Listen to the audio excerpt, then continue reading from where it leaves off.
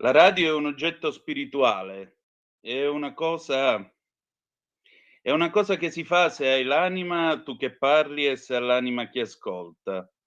E quando le parole non bastano, siccome la radio è un incontro di anime, allora mandate avanti le vostre canzoni e parleranno per voi.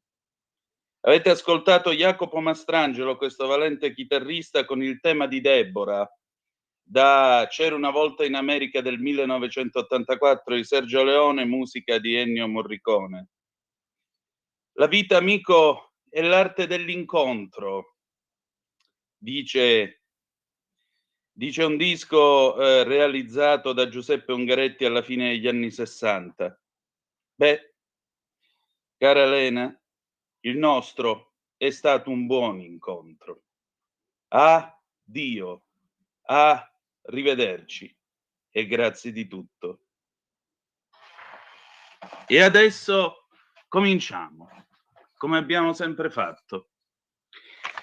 Amiche e amici miei, ma non dell'avventura, buongiorno. Siete sulle magiche onde di Radio Libertà.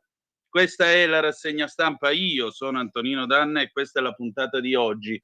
Venerdì 6 di giugno dell'anno del Signore 2025. Cominciamo subito la nostra trasmissione. Sono le 7:36 minuti in questo momento. Vi ricordo: date il sangue, in ospedale serve sempre, salverete vite umane, chi salva una vita umana salva il mondo intero.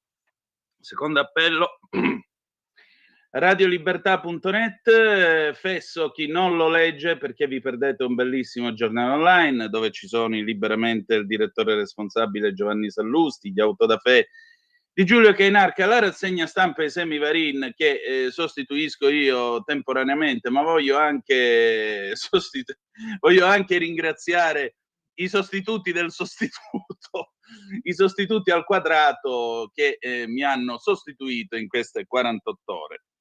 Le nostre coordinate a cui incrociamo, come sempre, 340-670-9659, se avete voglia di dire la vostra attraverso la zappa o WhatsApp, che dir vogliasi, e poi c'è il telefono 0292947222, se avete voglia di intervenire appunto con lo strumento ideato dal buon Antonio Meucci. Voglio salutare il nostro pescatore di magiche onde, Simone, che mi permette di proiettarmi ai vostri occhi e alle vostre orecchie. E allora di che cosa parliamo in questa rassegna stampa? Ahimè, uno non può assentarsi 2 giorni. Che succede? Il patatrac, signore e signori. Ecco che succede che in questo paese hanno liberato, per i benefici che sono concessi ai pentiti di mafia, una legge che era stata voluta all'inizio degli anni 90 dalla buonanima di Giovanni Falcone. È stato liberato quel galantuomo, si fa per dire galantuomo, di Giovanni Brusca, il quale, come sapete, non contento di aver premuto il pulsante per far saltare in aria Falcone, Francesca Morvillo e tutta la sua scorta in quel di Capaci, ha anche ben pensato, già che c'era, di far strangolare e buttare nell'acido il povero Santino Di Matteo, ed è una cosa orrenda, veramente orrenda. Eppure però, questa è una legge che è stata voluta da Giovanni Falcone, la legge è stata applicata e di conseguenza Brusca da oggi è un uomo libero che ha pagato i conti con la giustizia. Ancora ieri Giorgia Meloni è andata alla Verità Day, il terzo mandato ha detto possiamo parlarne, le regioni presentino delle proposte, quindi De Luca e Zaia tornano in pista. Ancora l'Ucraina, tutti si aspettano la risposta naturalmente dello zar nei confronti di Kiev dopo l'operazione Tela del Ragno. L'Italia intanto per il momento dice sì, ci arriveremo al 5% di PIL, però non adesso. E poi la lite che è in corso tra Trump e Musk: c'eravamo tanto amati per un anno e forse più, poi ci siamo ormai lasciati, non ricordo come fu. Questi due invece se lo ricordano molto bene perché si stanno riempiendo di insulti a mano che il tempo passa. Valditara che propone delle regole sui cellulari e propone la riforma della maturità, Lucia Borgonzoni che finisce nel mirino del Fatto Quotidiano per un evento nel quale al moderatore a quanto pare qualcuno avrebbe proposto ti diamo 3.000 euro ma attacca Giulia e non lei, Matteo Salvini che è andato a parlare all'evento della Verità, l'Eternit e molto molto altro ancora. Cominciamo adesso con le agenzie, questa è l'ANSA. L'Ucraina, droni russi su Kiev provocano 4 morti e 20 feriti, 16 persone ricoverate in ospedale. La rottura, scontro aperto con Trump, Musk, il presidente nei file di Epstein, sì all'impeachment. Tragedia a Milano, morta lanciandosi dal quarto piano per sfuggire da un rogo, il compagno fermato per omicidio. Condannata per hackeraggio, la deputata brasiliana di destra Zambelli fugge a Roma. Il testo composto da 8 articoli, legalizzare l'eutanasia, la proposta di legge in Cassazione per far arrivare il testo in Parlamento sono necessarie 50.000 firme, queste sono le cosiddette leggi a iniziativa popolare. Sanità, salute mentale, polemica sul DDL, per il PD tornano i manicomietti, gli psichiatri, valutiamo ma niente deroghe ai principi di Basaglia. Poi ancora andiamo a vedere la BBC che naturalmente apre con la lite Trump-Musk, il rapporto Trump-Musk implode con insulti e minacce. Pensate, stanno facendo la diretta da ieri sera, ecco, no, basta, hanno finito adesso, in questo momento, alle 7:29. Fine. Notare la consueta ironia degli inglesi, c'è poco da fare.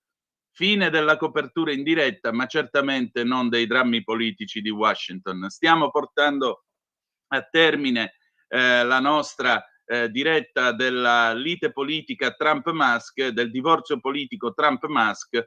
Grazie per essere stati con noi. Stiamo chiudendo questa diretta. Ecco, vedete che la BBC pubblica le fotografie di quando si volevano così tanto bene, Musk addirittura col cappellino in testa, Make America Great Again, gli ha regalato la macchina, tutti questi discorsi. Insomma, per riassumere tutta la vicenda, che cosa è successo? È successo che le tensioni tra il presidente statunitense Donald Trump e il bilionario, il miliardario del tech Elon Musk sono esplose rapidamente, con i due personaggi pubblici che si lanciano insulti sui social media.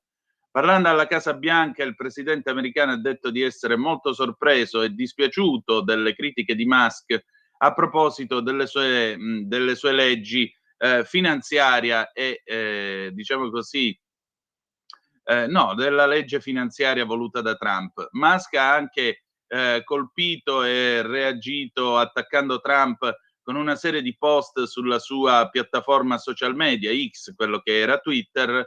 Ha anche suggerito che Trump debba essere colpito dall'impeachment se non si dimette. Ancora il presidente quindi ha reagito e ha minacciato di tagliare i contratti governativi che sono stati stipulati tra il governo americano e le aziende di Musk. Le azioni di Tesla dopo questa notizia dello scoppio della lite sono crollate, hanno perso oltre il 14% alla borsa USA.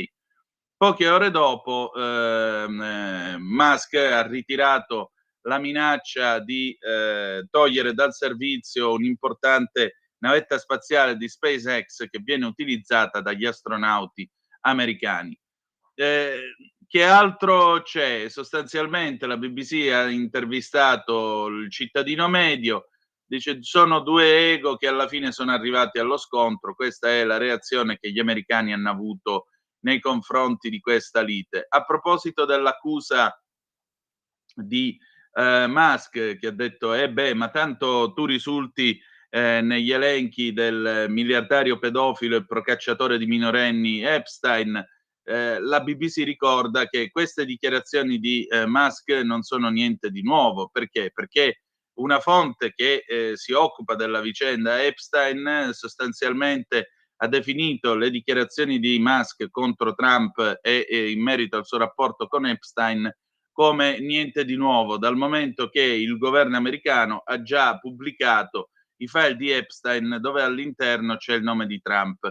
La fonte ha anche, diciamo così, ha anche ha anche criticato il fatto che Musk prima era stato tutto pappa e ciccia con Trump, dal momento che, voglio dire, non l'avrebbe fatto se fosse stato sinceramente e realmente convinto del fatto che Trump fosse a sua volta pappa e ciccia con questo porco pedofilo di Epstein. Epstein è stato arrestato, ricorda ancora la BBC, nel luglio del 2019 sull'accusa appunto di, come possiamo dire, di tratta delle bianche a scopi sessuali, ed è morto suicidandosi mentre aspettava il processo. Trump era presidente al tempo e sapeva che lo conosceva come chiunque a Palm Beach conosceva Epstein, e aveva avuto a che fare con lui tanto tempo prima. Mentre tutto questo succedeva, Trump ha anche telefonato e ha parlato con il presidente cinese Xi Jinping. Lui dice che di aver avuto un colloquio molto buono e sta facendo piani per visitare la Cina, aggiungendo anche che a sua volta ha invitato Xi a visitare la Casa Bianca. La telefonata è stata la prima tra i leader delle due principali economie del mondo da quando è cominciata la guerra commerciale che Trump ha voluto contro Pechino a febbraio.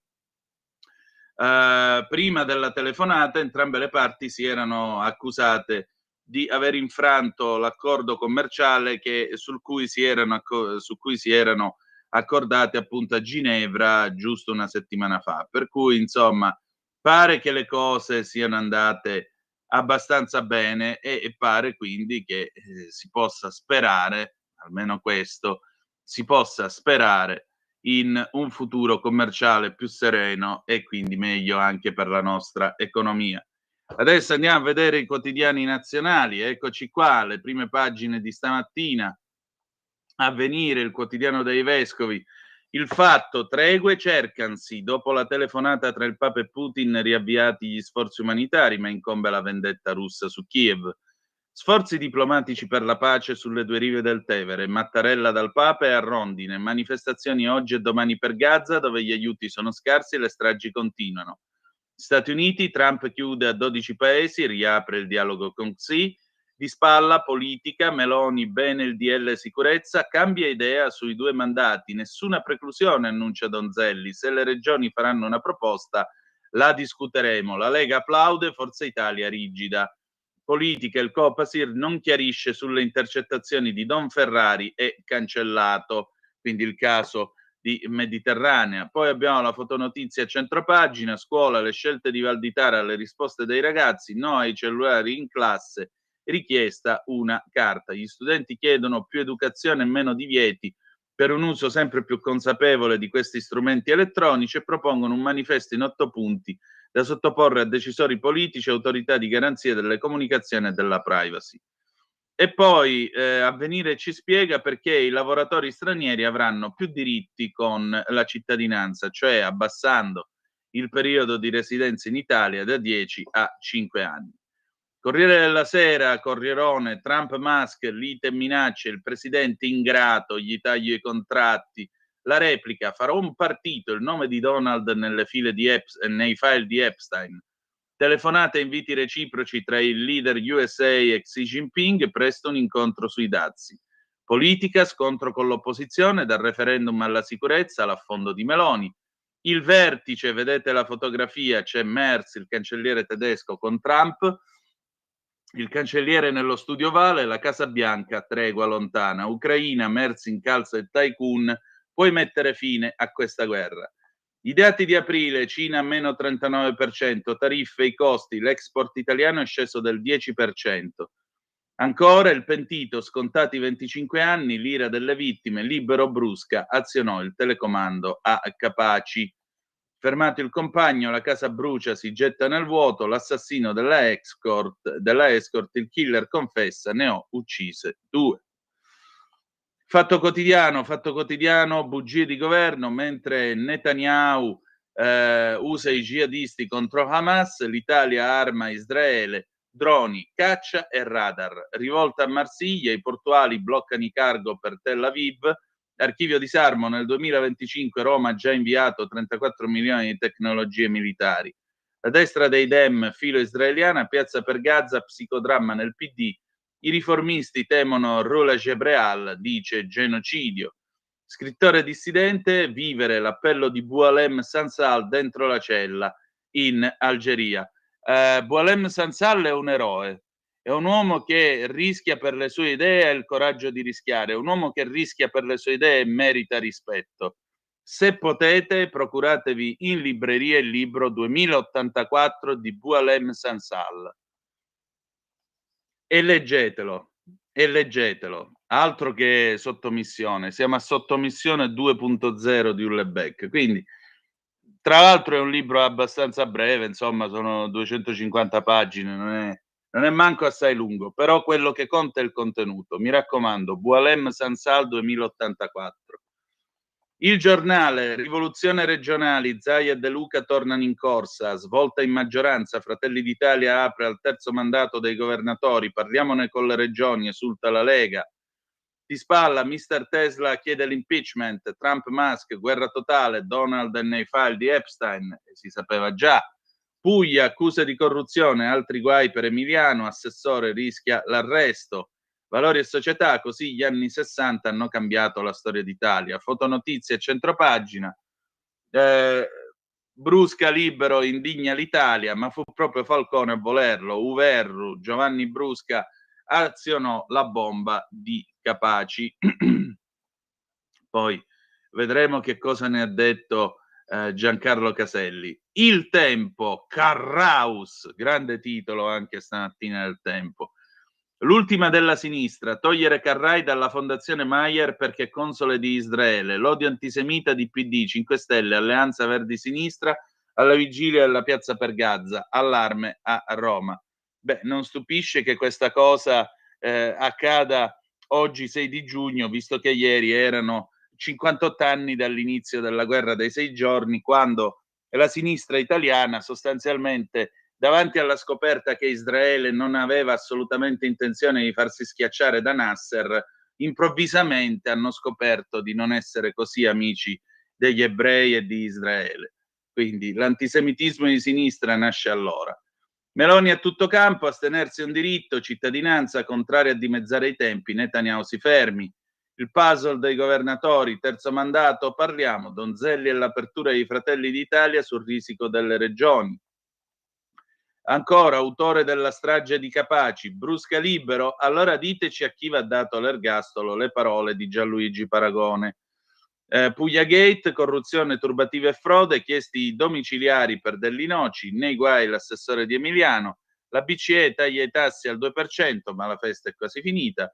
E poi, signore e signori, qui siamo al padre contro il figlio, perché il padre del giovane Simone Leoni, il nuovo leader dei giovani di Forza Italia, sapete che aveva detto che Vannacci è un codardo, eccetera, eccetera. Ecco, non trova di meglio che, anziché cazziare suo figlio e dirgli in privato ma che cacchio stai facendo, ha ben pensato di scrivere una lettera pubblica a suo figlio sputtanandolo sul Tempo. La lettera di papà Leoni al figlio: Simone sleale non è degno di pulire gli anfibi a Vannacci. Ancora il momento più divertente della rassegna stampa, il tempo di Osho, Trump Musk, guerra aperta, Elon, lui nei file di Epstein. E allora c'è Musk in piedi che guarda Trump seduto alla Resolute Desk nello studio ovale e dice Musk: se n'era per me, col cavolo che vincevi le elezioni. Risposta: a once se crede, le cazzate che spari riescono ad andare più in alto de Starship. Siamo quasi ai livelli di io sono comunista così. Date una medaglia a quest'uomo. La Repubblica, Trump, Musk e guerra, il presidente Elon impazzito, stop ai contratti, l'ex consigliere Donald nei file di Epstein, Ucraina, il cancelliere tedesco Merz alla Casa Bianca, pressione sulla Russia per la tregua. Dazi, disgelo tra USA e Cina, la BCE taglia ancora i tassi, di spalla Meloni, diritto di astenersi, Schlein, appello vergognoso. Tra l'altro la Schlein, mi raccomando, così vi potete prendere il caffè tranquilli se ve lo state pigliando, buon caffè. La Schlein ha detto che appena la destra cade lei è pronta a governare. Auguri. Il serial killer delle escort, continuiamo sempre su Repubblica, il serial killer delle escort aveva ucciso prima di Denisa, muore per sfuggire alle fiamme, la porta era chiusa dall'esterno. E poi parla ancora padre Spadaro, che era stato il kingmaker di Francesco e ora sta cercando di passare dalla, diciamo così, sta cercando di proseguire la sua carriera in Vaticano sotto il nuovo pontificato. Un mese da Papa, quei primi gesti di Leone XIV. Non è giusto dire che sta cercando di proseguire la sua carriera perché è già in carriera in Vaticano. Diciamo che dice la sua sul nuovo pontefice. Ancora, Brusca torna libero, oltre la legge resta il dolore. E poi la storia quando Fellini ideava spot per la lettura. La Stampa, referendum, Meloni frena, Schlein deve vergognarsi, intervista alla leader PD, premier debole, siamo pronti a governare. La Presidente del Consiglio, non votare, diritto di tutti, parla Landini, basta leggi balorde. Di spalla la geopolitica, Trump con Ziyech e disgelo sui dazi, Musk lo attacca e lì grazie a me. Fotonotizia a centropagina, eccolo qua, Brusca, il male a piede libero, il pentito ha ucciso Falcone e altre 150 persone e sciolto nell'acido il piccolo Di Matteo, Caselli, lo Stato, è costretto a rispettare gli impegni. La verità non ci butteranno giù. Giorgia Meloni al secondo giorno della verità, proveranno a interrompere la legislatura ma invano. Sul decreto sicurezza, altro che autoritarismo, vado fiera della norma. A sinistra considerano libertà, scippi e occupazioni? Bordata sui soldi al cinema rosso, visto cifre folli, il vero clan sono i progressisti, ora basta. PD e 5 Stelle oltre il limite del ridicolo, Casarini l'hanno fatto spiare loro. L'opposizione ha denunziato per mesi un regime che intercettava le ONG. Il Copasir mette nero su bianco che a disporre le captazioni fu il Conte bis, gli stessi che strepitano, bellissimo. Tipo il meme, quello dell'uomo ragno che punta il dito contro se stesso. Inchiesta in Puglia, corruzione, chiesti domiciliari per l'assessore di Emiliano. E ancora, spese auto, è scoppiata la rissa, Musk Trump, Merz a Washington propone agli USA di alzare la pressione su Putin. Consiglio Superiore di Sanità, Provax, pasticci, rogne nelle nomine di Schillaci, il killer di Falcone, sciolse il bimbo nell'acido, Giovanni Brusca in libertà ne scrive Carlo Cambi che dice la norma sui pentiti è ormai obsoleta, libero, l'assassino di Falcone liberato, il boia mafioso è fuori, è davvero giustizia? Scarcerato l'uomo della bomba di Capaci e che sciolse nell'acido un tredicenne. E la legge emergenziale voluta proprio dal giudice ucciso, ma serve ancora? Il racconto a un anno dall'assalto alla sua villa, Baggio e la rapina, capisco chi spara ai ladri. In passato anche loro, Meloni sull'astensione, sbugiarda Ellie Co. E poi abbiamo quella che scioperava il venerdì per il clima, perché così scioperando per il clima si sarebbe messo a posto, no? Andando all'università a drogarsi di equazioni, diventare un chimico, un fisico tipo il professor Franco Prodi e così via, per carità. La barca a vela passa al largo della Libia, il tour di Greta a Gaza cambia rotta, va a recuperare migranti in mare, accusato di truffa, ha chiesto l'arresto per l'assessore di Emiliano e poi ancora il nuovo scandalo, Fontana di Trevi imbrattata, tutti assolti, ne scrive il nostro direttore responsabile Giovanni Sallusti a pagina 13 e a me viene semplicemente lo schifo per una notizia del genere perché violentare la Fontana di Trevi è violentare ognuno di noi perché appartiene alla storia, alla cultura, all'anima di ognuno di noi. Italia Oggi, autovelox, multe blindate. Per la Corte di Cassazione l'automobilista non può proporre direttamente ricorso se il verbale attesta falsamente che lo strumento è omologato. Occorre la querela di falso. Ancora Mario Esposito, costituzionalista, nel referendum è un voto anche l'astensione. L'astensione in sede referendaria è ben altra cosa dal cosiddetto astensionismo alle elezioni politiche o amministrative. Aggiungerei che il valore giuridico dell'astensione referendaria arricchisce una delle vocazioni del referendum, che consiste nell'emersione di opinioni e persino soggetti politici diversi da quelli già presenti in Parlamento. Molto, molto, molto interessante. Ancora verso i palinsesti, Mediaset punta alla riscossa di Canale 5 dall'autunno. La riforma fiscale, ecco come cambia il concordato preventivo biennale dopo il via libera al decreto legislativo correttivo. Roberto Giardina da Berlino, per la prima volta dal dopoguerra i tedeschi ritengono l'Italia essenziale per il futuro dell'UE. Come si cambia per non morire. Scusate, ma stavolta ci voleva. E poi abbiamo il diritto e rovescio, implacabile come sempre, Pierluigi Magnaschi. Eddie Q, vicepresidente Apple, ha dichiarato al Senato americano che le ricerche effettuate su Google sono scese nel mese d'aprile, per la prima volta dopo 22 anni di crescita continua. La stessa cosa è successa a siti di rilevanza mondiale come Wikipedia, meno 6%, YouTube, meno 2%. Cosa sta succedendo? Chi si sta mangiando tutto sto traffico? C'è un solo imputato, ChatGPT, che non a caso è cresciuto del 15%, arrivando a 5 miliardi di visite solo nel mese d'aprile. In pratica l'intelligenza artificiale sta cominciando a sostituire il traffico che finora contribuiva a mantenere con la pubblicità la gran parte dei siti web, cioè coloro che producono l'informazione di base che viene poi risucchiata, rielaborata e rivenduta dall'intelligenza artificiale. Il pericolo è che si trasformi in una piovra, in un parassita che, crescendo, finirà per dissanguare lo stesso corpo che lo nutre. Sono le 8, pausa, Tony Renis, quando, 1962, a tra poco. Dimmi quando tu verrai, dimmi quando,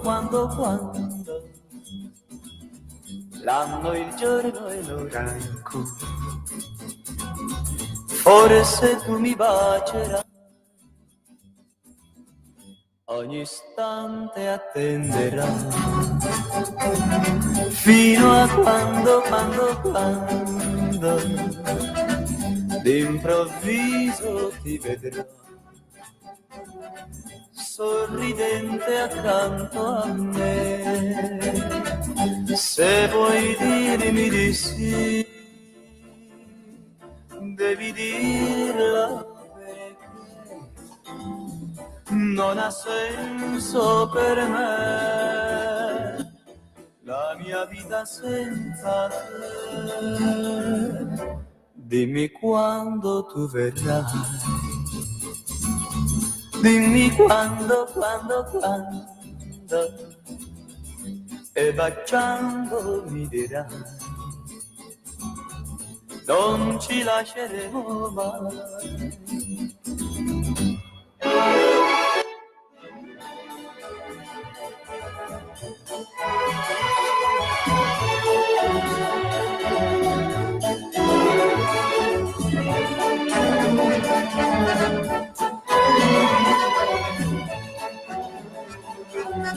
Se vuoi dirmi di sì,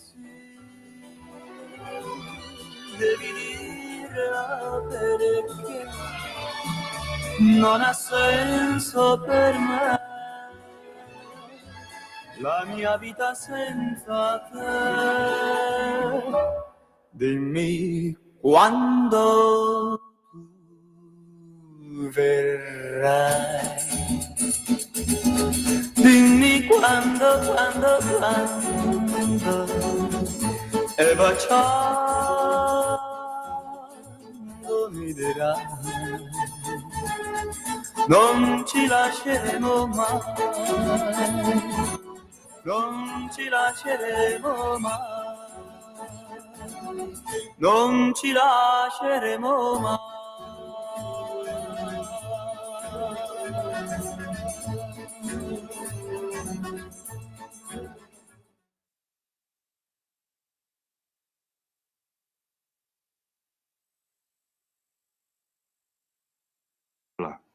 Eccoci qua, le 8, 3 minuti e 47 secondi sulle magiche onde di Radio Libertà, sempre con voi Antonino Danna al microfono per la rassegna stampa. Nel frattempo sono arrivate già le vostre zappe del mattino, grazie come sempre al 340 670 9659.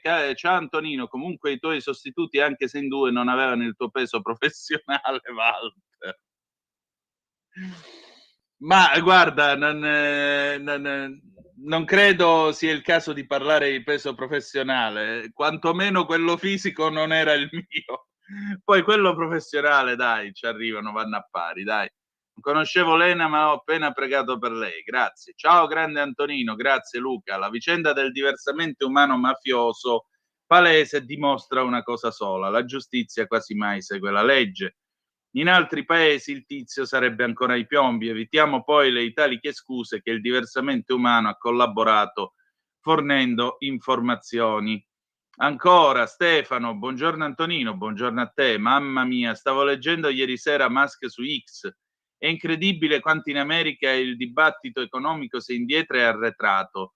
Leggere Musk è come fare un salto indietro di 15 anni quando Giannino imperava e insultava dall'alto delle lauree e dei master millantati e mai conseguiti. Gli argomenti sono letteralmente gli stessi. Grazie a Borghi e Bagnai per il loro lavoro di divulgazione economica che ci consente di assistere a questo spettacolo grottesco dall'alto in basso.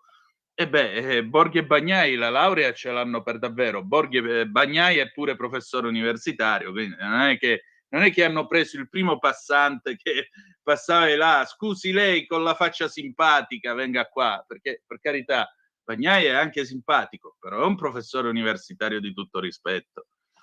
E poi come Saviano dobbiamo mettere in eterno la scorta, perché costi infiniti, Maurizio. Ancora, Pina da Monza e Brianza. Buongiorno signor Antonino, la smetta di dare medaglie, un abbraccio. Ma a Osho bisogna dare una medaglia. Poi io mica gli do la medaglia, io invoco la medaglia per lui. Maurizio, non si era capito che Brusca non ha detto nulla di importante e seguito un loro disciplinare per cautelarsi. Dire dopo tempo minimo del passato per i benefici di legge superata e sfruttata dai criminali. Insomma, vedo che la polemica incalza e naturalmente ora andiamo a riferirvi di questa vicenda. Allora, quindi i fatti sono noti. Il 23 di maggio del 1992 alle 17:58 c'è questo corteo di automobili che sta correndo sull'autostrada Palermo-Mazzara, viene dall'aeroporto di Punta Raisi, avanti c'è una Croma Turbo bianca dove viaggia Falcone con la moglie e l'autista che viaggia seduto dietro, e questo gli salverà la vita. Quando stanno arrivando poco prima dello svincolo di Capaci, qualcuno dice 500 kg, qualcuno dice più di 100 di tritolo recuperato dalle bombe che gli americani avevano buttato a mare al largo di Porticello finita la guerra. Insomma, questo tritolo esplode, salta tutto per aria, muoiono quasi tutti e si compie la strage di Capaci. Chi è che ha premuto il pulsante? Questo signore di nome Brusca, il quale a sua volta è anche colpevole di circa 150 stragi e in particolare, oltre a queste 150 stragi, tra queste c'è stato l'ordine di ammazzare il figlio del pentito Di Matteo che purtroppo è stato strangolato dopo un sequestro durato 3 anni e sciolto nell'acido. Questo è l'individuo, questi sono i valori che ha testimoniato nella sua vita, questo è quello che lui ha fatto. Se non che cosa succede? Succede che dopo 25 lunghi anni di carcere, questo signore ha pagato il conto con la giustizia. Questo in virtù, peraltro, di una legge che è stata voluta da, come si dice, di una legge che è stata voluta da Giovanni Falcone nei primi anni 90. Grazie Piero per il messaggio che hai mandato. Ancora, andiamo a vedere quindi Brusca, eccoci qua, pagina 30 della Stampa. Brusca giustizia, torna libero il boss pentito, uomo chiave della strage di Capaci, lo sgomento e il dolore da accettare per i segreti che ha rivelato. Vediamo, tra l'altro è anche mandante della strage di Via D'Amelio, come ricorda La Stampa. Parla la vedova di Antonio Montinaro, la signora Tina Montinaro, che salutiamo e abbracciamo perché è parente anche lei di tutti gli italiani per bene. Tina Montinaro, vedova di Antonio, caposcorta del giudice Falcone, ucciso nel 92, sono arrabbiata, una sconfitta per tutti, cosa racconteremo ai ragazzi nelle scuole? E naturalmente, dice la signora Montinaro, mi aspetterei che quei ragazzi, che la società civile palermitana, che tutti scendessero in piazza per far capire da che parte stanno, da che parte stiamo. Non si può accettare questa scarcerazione. Eppure la legge, non ci fossero le norme auspicate all'epoca da Falcone, tante verità non si conoscerebbero. Ma adesso che cosa diremo a quelli che incontriamo nelle scuole a cui spieghiamo sempre dove è giusto stare? Che esempio sarà per loro il ritorno in libertà di un individuo che si è macchiato di crimini orrendi? Sarebbe facile rispondere: se non ci fosse questa legge, se i mafiosi sapessero di rischiare l'ergastolo, nessuno collaborerebbe più. So bene che grazie ai pentiti si sono aperti tanti processi, ma la piena verità sulla strage di Capaci la conosciamo? E quella su Via D'Amelio? La domanda è ovviamente retorica, visto che oggi, a distanza di anni, abbiamo fatto luce solo sugli strati superficiali degli attentati. Faccio due ipotesi su Brusca. La prima è che la sua collaborazione non sia stata completa e questo rende la sua liberazione ancora più amara. La seconda è che può essere che le sue verità non siano bastate, ma se è così vorremmo capire il perché. Quel che è certo è che quest'uomo ha compiuto centinaia di omicidi e a chi obietta oggi che è incostituzionale restare in carcere tutta la vita, vorrei rispondere che è facile parlare quando non è il tuo corpo a saltare in aria e la tua famiglia a essere distrutta. Non bisogna mai dimenticare che i collaboratori sono dei criminali. Lo ripeto, non sto parlando solo come vedova Montinaro, ma nel ruolo che ricopro con la mia associazione ispirata al nome in codice dell'auto di Antonio e delle altre due vittime, Rocco Di Cillo e Vito Schifani, la Quarto Savona 15. È da anni che dentro e fuori le scuole parliamo di cambiamento, ma se questo deve essere l'epilogo, a che serve il nostro lavoro? È difficile da accettare. Tra l'altro, la signora Montinaro nel corso di questi anni si è occupata con affetto e con amore dei resti della Croma, dove suo marito e Schifani e Di Cillo hanno trovato la morte. E questa teca, questa bara di metallo, che altro non è quella Croma, che oggi è un oggetto accartocciato sostanzialmente dall'esplosione, lei l'ha seguita con cura e con amore in tutta Italia, portando questa testimonianza anche diciamo così, visiva della strage, a ricordo di ciò che è stato, a ricordo di quello che abbiamo passato tutti quanti. E invece no, e ora questo signore esce perché c'è la legge. E allora La Stampa sente Caselli, Giancarlo Caselli, che fu poi procuratore a Palermo negli anni '90: capisco la rabbia dei familiari delle vittime, ma uno Stato credibile rispetta gli impegni. L'ex magistrato nel processo ha fatto luce sui rapporti tra Cosa Nostra, politica e istituzioni. Cosa dice appunto Caselli? Chi è stato Brusca, oltre che quello che ha premuto il pulsante a Capaci e ha fatto ammazzare e ha ucciso il piccolo Giuseppe Di Matteo? Cos'altro è stato? È stato colui che dopo l'arresto di Riina fu protagonista, insieme a Matteo Messina Denaro e Leoluca Bagarella, della strategia degli attentati continentali a Firenze, Roma e Milano. 10 morti e 106 feriti. Ma è stato anche un capomafia che durante la sua collaborazione non ha solo confessato i tantissimi omicidi da lui e da altri commessi, ma ha anche fatto rivelazioni sui rapporti tra Cosa Nostra, politica e istituzioni. A quale livello? Ai livelli che conosceva, che certo non erano da poco. Scenda nei dettagli, per cortesia. In particolare, durante le udienze del processo Andreotti, parlerà delle relazioni di Cosa Nostra con l'onorevole Salvo Lima, con l'ex sindaco di Palermo Vito Ciancimino, coi cugini Salvo, e del rapporto di costoro con Giulio Andreotti. Cosa disse di Giulio Andreotti? La premessa è che la sentenza Andreotti comprende due parti. La prima stabilisce che l'imputato ha commesso il delitto di associazione a delinquere con Cosa Nostra fino al 1984. La seconda assolve per insufficienza di prove. La prima parte si basa prevalentemente sulle dichiarazioni di Francesco Marino Mannoia, testimone, in un caso oculare, di 2 incontri di Andreotti con Bontade e il capo dei capi dell'epoca e altri mafiosi di pari rango per discutere del caso di Piersanti Mattarella prima e dopo il suo omicidio. Le dichiarazioni di Brusca rientrano nella seconda parte. Per esempio, il pentito raccontò di aver saputo da Nino Salvo che l'ex presidente del Consiglio sarebbe stato interessato per aggiustare il processo a carico di 2 mafiosi. Si chiamavano Vincenzo e Filippo Rimi. Disse che suo padre Bernardo, storico boss di San Giuseppe Iate e Riina, glielo confermarono. Siamo però nella seconda parte della sentenza. Dia allora la sua valutazione complessiva a proposito della credibilità di Brusca. Non ero più a Palermo all'epoca, ma i colleghi PM mi riferirono che ciò che stava dicendo risultava credibile e circostanziato. Brusca fu anche il primo a parlare del cosiddetto papello di richieste redatto da Riina per sospendere gli attentati. Insomma, accese un link sulle connessioni tra mafia e politica, rapporti che sono, come tutti quelli con pezzi del mondo legale, la spina dorsale delle organizzazioni come Cosa Nostra, garantendo coperture e complicità. Andiamo ancora avanti e dice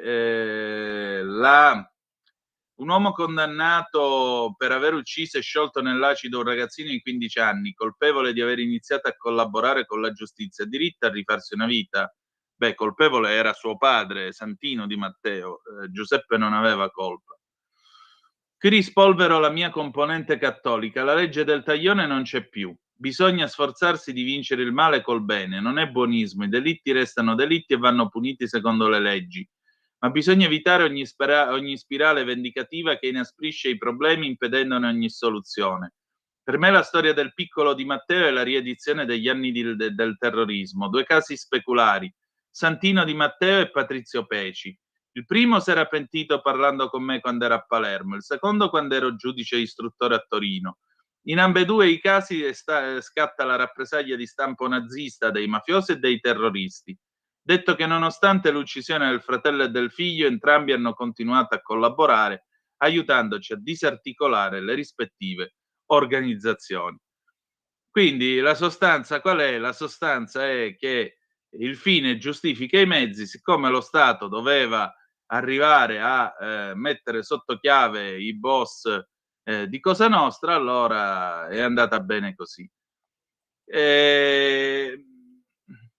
Leonardo Sciascia, quando qualcuno diceva queste cose, lui che di mafia ne capiva e che non andava in giro a fare le sceneggiate, alzava gli occhi al cielo e diceva che questa era moneta che francamente non era in grado di accettare né tantomeno di scambiare. Andiamo a vedere, non so voi che cosa ne pensiate di questa storia, però sì, è vero, Falcone volle questa legge, la volle sulla falsariga delle norme sul pentitismo che negli anni 70 vennero utilizzate per permettere a Dalla Chiesa di sconfiggere le Brigate Rosse e naturalmente porre fine all'attacco al cuore dello Stato. È altrettanto vero però che dopo 25 anni la mafia stessa è cambiata, la mafia è un'altra cosa rispetto a quella stragista dell'epoca di Totò Riina, quindi forse dico, una legge così si sarebbe dovuta, non dico revocare, ma quantomeno rivedere, visto anche l'individuo coinvolto in questa vicenda con un rollino di marcia, 150 omicidi, che non è che stiamo parlando propriamente di Madre Teresa. E allora Gianluigi Paragone si indigna a pagina 11 de Il Tempo e dice alcune cose. Dopo l'arresto e dopo un primo falso pentimento, il boss di San Giuseppe Iato decise di collaborare con la giustizia e ottenere, con soli 25 anni di carcere, la libertà vigilata e ora la possibilità di tornare a vivere lontano dalla Sicilia, sotto falsa identità e sottoposto al programma di protezione. È giusto? Certo che no, ma è una legge voluta da Giovanni Falcone, dicono, come a lenire una ferita, ed è vero. Quella legge che premia i mafiosi, che con le loro dichiarazioni permettono di smontare la struttura di Cosa Nostra, l'ha voluta Falcone come grimaldello per sconfiggere le mafie. Tuttavia questo non potrà mai essere capito in un paese dove lo Stato non garantisce per nulla le vittime, o dove la gente comune si ritrova senza soldi e senza dignità, magari perché non ha pagato multe diventate insormontabili, prese non sapendo dell'installazione di un autovelox, o dove ci si ritrova sbattuti fuori casa a dormire in macchina perché il moroso non è stato in grado di onorare debiti. Lo stesso Stato che mette in libertà un mostro dopo 25 anni di carcere è lo stesso Stato che permette di creare mostri prima dei processi pubblicando le intercettazioni. La legge non ammette ignoranza, si dice, però ammette il Tana liberi tutti se ti penti delle peggiori nefandezze. Sono migliaia le storie dove lo Stato è inflessibile, duro, irreprensibile perché deve dare l'esempio. E sono migliaia le storie delle vittime di mala giustizia che non hanno avuto la possibilità di riavere quello che lo Stato ha tolto loro. Possibile che la legge valga per i mostri e non per le persone che di criminale non hanno nulla, ma debbono pagare perché la burocrazia ha sempre ragione? La legge che istituì Falcone non sarà mai capita né accettata. Decine di omicidi efferati, barbari, valgono solo 25 anni di carcere perché c'è il pentimento. E forse è il prezzo che si deve pagare nella lotta alle mafie. Ma non può essere che lo stesso Stato che mette in libertà un killer di tal risma poi non sappia essere comprensivo in casi assolutamente meno gravi o pronto a risarcire quando è lui che sbaglia. Che razza di patto è? Gli italiani non capiranno mai perché un omicida dopo pochi anni possa essere ammesso a lavorare a contatto col pubblico e poi torna a uccidere, come è successo a Milano un mese fa. Se uno come Brusca ha la possibilità di essere premiato, allora ogni criminale può stare tranquillo che in Italia la giustizia è un po' così. L'intuizione di Falcone era inevitabile in una stagione storica particolare, forse era troppo evoluta in un'Italia che si conferma comprensiva alla negoziazione coi mostri, inerme coi criminali, molle coi delinquenti. Ora provate a rispondere alla sola domanda che si sta alzando nel paese. L'ergastolo a questo punto a chi va dato? Bella domanda, la giro a voi, ditemelo voi. 340 670 9659. Questo è quello che vi vogliamo riferire a proposito della figura del signor Brusca. Nel mentre è arrivata una zappa al 340 670 9659. Buongiorno, sono dispiaciuta per Trump, ma la scelta dei maschi era incomprensibile e rischiosa, è arrivato il conto. Dall'altra parte non possiamo dimenticare che senza l'intervento dei maschi gli astronauti non sarebbero rientrati sani e salvi, perciò è da ringraziare. Fortuna che non sono presidente di niente. Sì, però Musk è stato pagato, cara Loredana. Ancora, Maurizio, secondo voi un personaggio può diventare in Sicilia presidente di regione senza entrare in contatto a diversi livelli con i mafiosi di grande spessore? Maurizio, sì, può farlo. Si può farlo. Si chiamava Piersanti Mattarella questo galantuomo e l'hanno ammazzato il 6 gennaio del 1980. Quindi, ed era un galantuomo davvero, però. Allora, andiamo adesso avanti. Certo è che Paragone dice una cosa giusta quando dice che quella legge è figlia del suo tempo ed è figlia di quella situazione. Io credo che ci siano molti tra di voi nati verso il 73-75 che probabilmente quando hanno fatto il militare sono stati sbattuti su quei camion aperti dell'esercito e mandati in giro a presidiare le piazze in Sicilia durante l'operazione Vespri Siciliani. Io, per esempio, c'è un amico qua, un vicino di casa, lui è del 74 e fece appunto l'operazione Vespri Siciliani a quel tempo. Io ricordo le autocolonne sull'autostrada dei Vespri siciliani di allora e fu una situazione di emergenza. Cioè, io non credo sia normale uscire di casa, passare davanti al carcere del Lucerdone e vedere un carro armato fermo davanti al carcere. Non credo sia normale passare davanti a un tribunale e vedere le campagnole dell'esercito, i soldati col giubbotto antiproiettile, col mitra in mano, i soldati di leva. Cioè, ste robe succedono solo o nei colpi di Stato o nel momento in cui lo Stato finisce per essere in una situazione di guerra, perché quella fu una guerra E allora, a maggior ragione, d'accordo, mi va bene tutto, però detto ciò, quel tempo è anche un tempo passato, per fortuna. Rina è andata in galera, sua moglie disse: mio marito se lo sono venduto. Provenzano è andato in galera, sia pure dopo un tempo massimo, una latitanza durata 40 anni. Messina Denaro si è consegnato semplicemente perché il cancro se lo stava portando via. Però nel bene e nel male tutta quella cupola stragista, tutta quella cupola corleonese non c'è più. La mafia di oggi è un'altra cosa che agisce in maniera diversa. E allora cosa si fa? E allora bisogna rivedere questa legge. E infatti Mario scrive: ciao Antonino, ciao a te, sono d'accordo col giudice Caselli, lo Stato non può venir meno alle promesse fatte. Se la legge sui pentiti questo prevede, questo va fatto. Ancora, scusa Antonino, ma qualcuno ha mai colto la provocazione di Miglio sull'istituzionalizzazione della mafia? Non si trova molto, ma che proposte dava in merito? Come si risolve? Davvero dobbiamo continuare così? L'unica soluzione è davvero la scure statale? Ancora, i diari di Falcone, questo Antonio da Asiago mi manda le foto di questi due libri che ha letto, uno il caso Genchi di Edoardo Montolli e l'altro sempre di Edoardo, i diari di Falcone. Dice, letti entrambi, davvero si può pensare che un attentato del genere possa essere stato studiato e realizzato da quelli?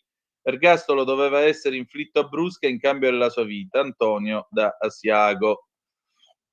Certo, uno sentiva parlare Totò Riina negli interrogatori, quando la Rai trasmetteva gli interrogatori, e tu dicevi, ma uno che non riesce a esprimersi in italiano così è stato in grado di pensare, mo ci vuole elementi raffinatissime di cui parlava Paolo Borsellino, è stato in grado di concepire l'idea di andare a pigliare il tritolo buttato a mare dagli americani, farne una bomba, metterla sotto l'autostrada, scoprire quando è che Falcone veniva giù a Palermo e fare tutto questo casino. Ma io ho i miei dubbi, insomma, ho i miei dubbi.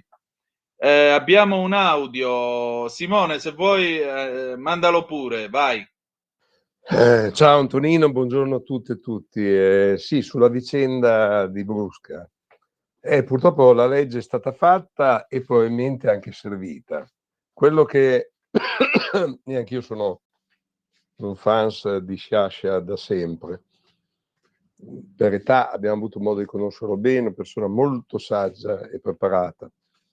Condivido anche quello che dice Gianluigi Paragone, però, cioè se vogliamo mostrare un volto vero della giustizia dobbiamo avere gli attributi per creare queste condizioni, perché non è possibile che per qualcosa di nulla o per un errore una persona si becchi qualche anno di galera e in proporzione che ammazza 150 persone ne faccia 25.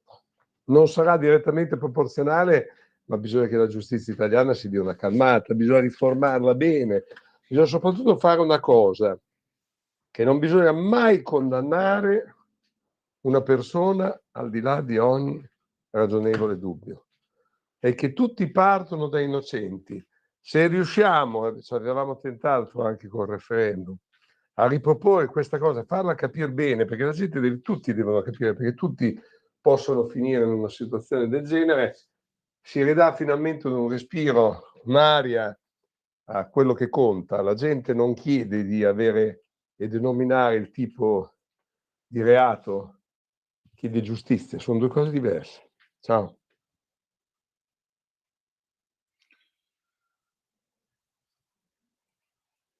Allora, Pierre dice delle cose interessanti, soprattutto dice la riforma della giustizia, e mi passa la palla. A sto punto io tiro in porta perché sono le 8:28 e chiudiamo questa parte. Poi immagino che buona parte dei vostri interventi dopo le 9:05 saranno su questo tema.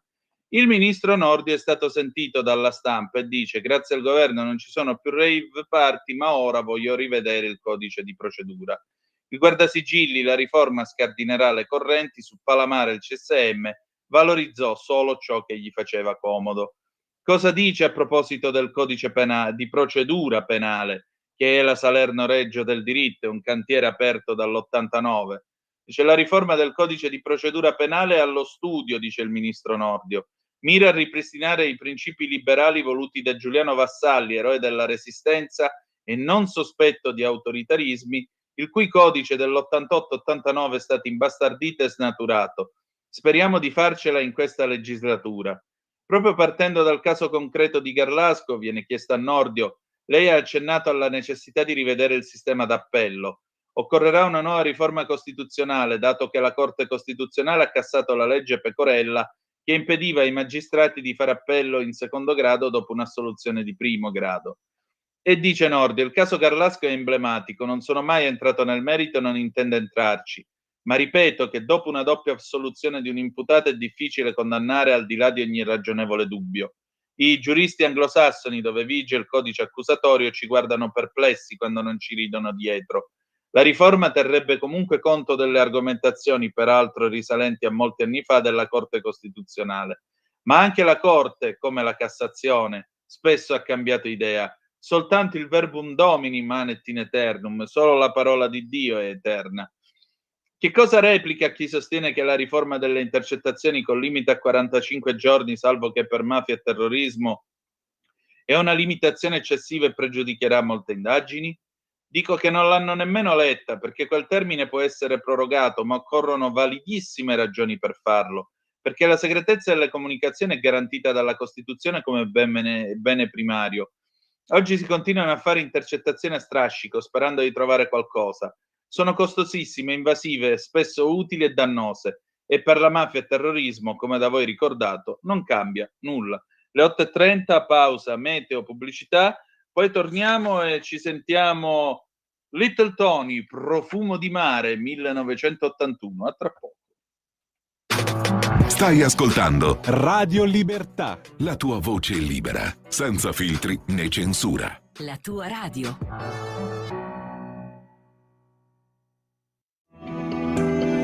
il meteo.it presenta le previsioni del giorno. Prosegue il prevalente dominio dell'anticiclone di origine nordafricana sul nostro paese. Nella prima parte della giornata ampio soleggiamento da nord a sud, con cieli che si presenteranno sereni o poco nuvolosi, eccezion fatta per qualche addensamento su Alpi e Liguria. Nel pomeriggio non sono attese variazioni particolarmente degne di nota, anche se avremo qualche temporale localizzato sulle Alpi e sulle Prealpi.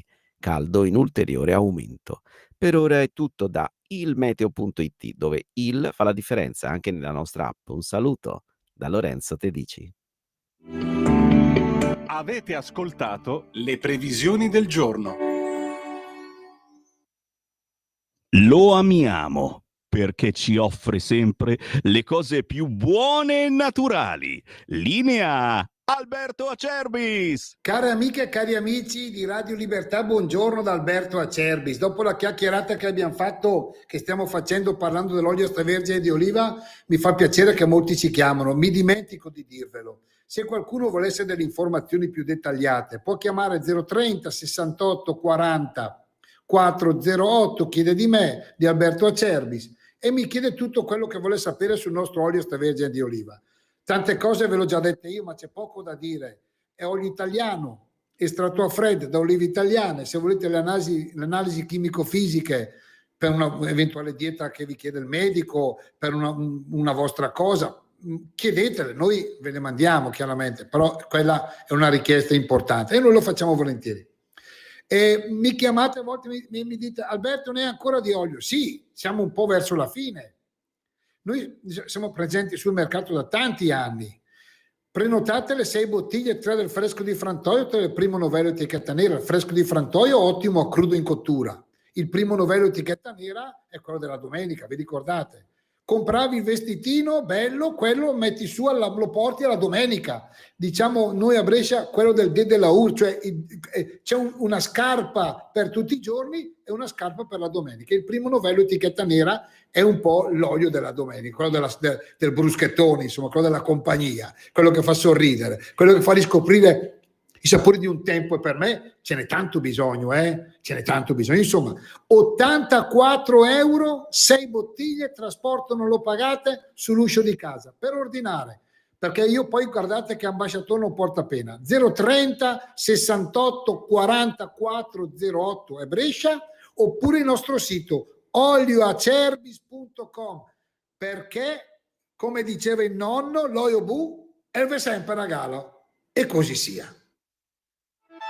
Stai ascoltando Radio Libertà, la tua voce libera, senza filtri né censure, la tua radio.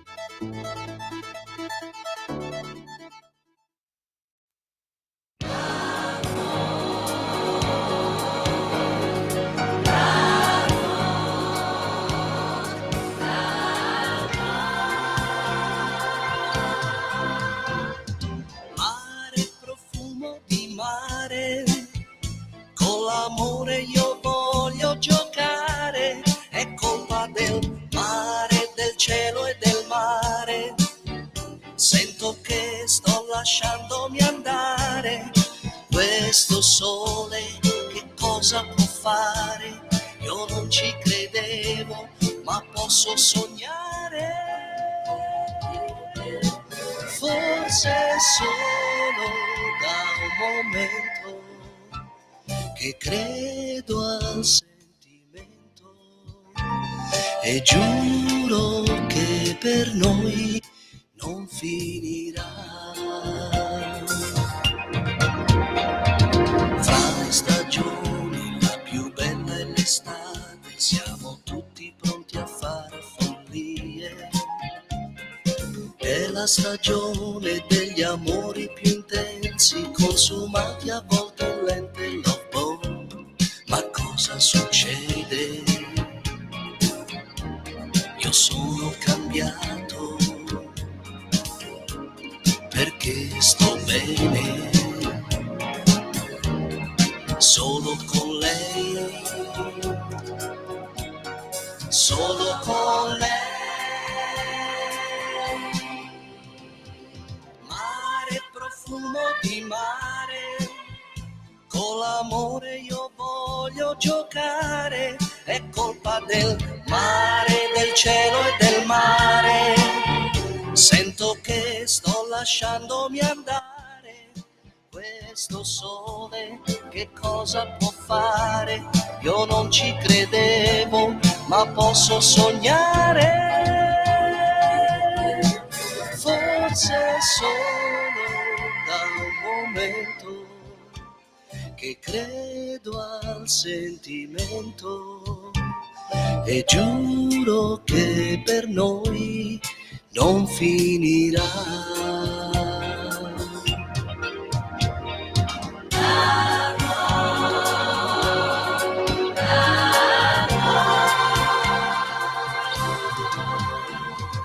Mare, profumo di mare,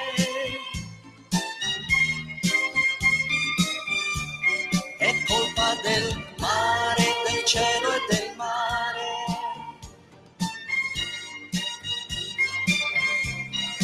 Questo sole che cosa può fare?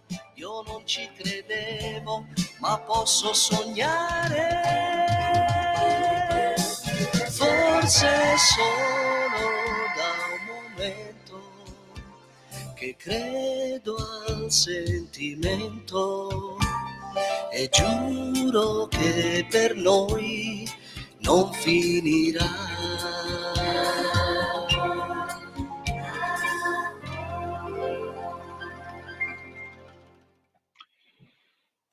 Attenzione, il cervello del conduttore è andato completamente in vacanza dopo aver ascoltato questo pezzo di Little Tony, perché generalmente quando finiva la scuola negli anni 80, fine 80, primi 90, la mattina d'estate uno accendeva su Canale 5 Italia 1 e trovava generalmente Love Boat, Hazard, Supercar, Riptide, che francamente mi è sempre stato sullo stomaco, lo confesso, Simon and Simon, e poi pian piano veniva l'ora di mangiare. Ma detto ciò,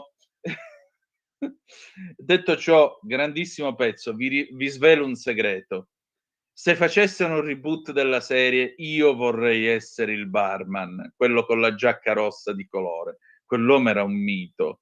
Vorrei essere il barman di Lambert. E voi chi vedreste bene nei vari ruoli, il comandante, il medico, la concierge e così via, scrivetecelo al 340 670 9659. Passiamo adesso al concetto del terzo mandato. Dopo l'ampia pagina su Brusca, siamo su Il Giornale. Fratelli d'Italia sul terzo mandato, possiamo discuterne. La Lega già festeggia. Zaia e De Luca in pista, l'annuncio di Donzelli all'esecutivo, Salvini, soluzione a giorni per le regioni al voto.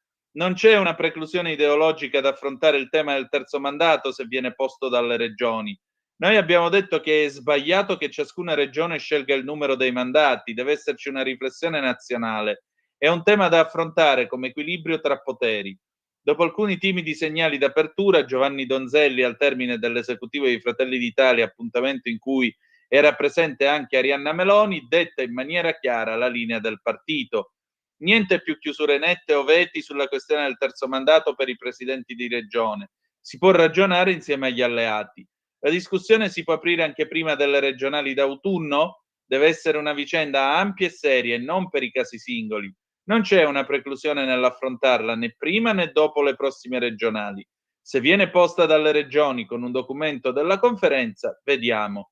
Perché certo, continua il responsabile organizzazione del partito, vogliamo mettere in ogni regione il miglior candidato, senza bandierine.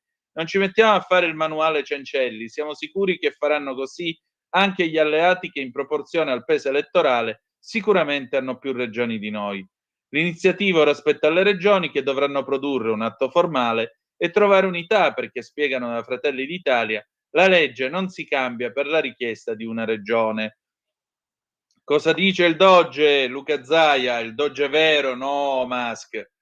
Zaia parla subito di apertura innegabile, ma il governatore del Veneto attende il seguito. Penso debba prevalere il buonsenso e non ne faccio una crociata. Se non cambia la legge andiamo al voto come previsto, ha aggiunto il leghista. Massimiliano Fedriga, in qualità di presidente della conferenza delle regioni, fa subito sapere che è a disposizione per affrontare la questione col governo. Ringrazio per l'apertura. La conferenza delle regioni all'unanimità ha chiesto un approfondimento sul limite dei mandati.